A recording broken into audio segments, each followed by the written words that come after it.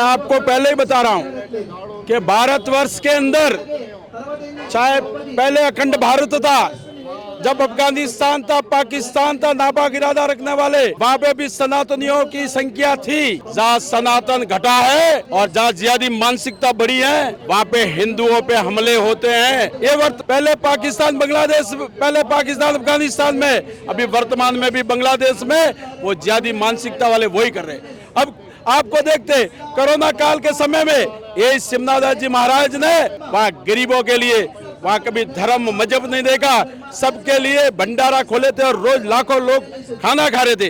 परंतु इन जिहादियों को तो वो कहावत है कि सर्पों को दूध पिलाने से भी सर्प नहीं आता, वो काटता ही है। आप इन जिहादियों को कितना भी बढ़ावा दो, एक दिन मौका आए तो ये जरूर अपने को काट दे। गुरु गोविंद सिंह जी ने कहा था कि दोनों हाथ तेल में डालो, फिर वही हाथ तिल में डालो। जितने भी तिल अपने हाथ में लगे, इतनी बार भी अगर जिहादी कुछ कहे तो इन जिहादियों पे विश्वास मत करो। इनके क्योंकि उनकी किताब में ही वो लिखा हुआ है, काफिरों को काटो और जिहादियों को बढ़ाओ।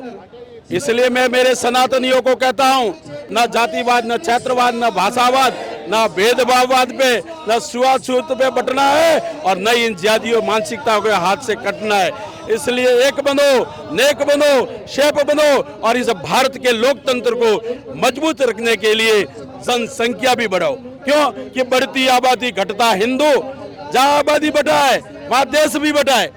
आप कश्मीर में देख लो, कश्मीर में कि नैरेटिव फैलाया गया कुछ ऐसी सरकारों और ऐसे लोगों के माध्यम से। आप किसी भी गांव में देख लो, कोई गांव में क्या हिंदुओं की एक जात है क्या?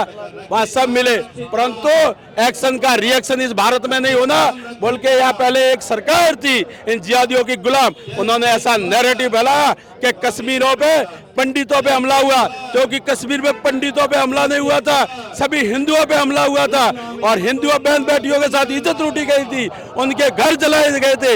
इसलिए मैं सभी हमारे सनातनियों से फिर निवेदन करता हूँ कि आप एक बनो, नेक बनो, एक नई बटना है और नई जिहादी मानसिकता के हाथ से कटना है।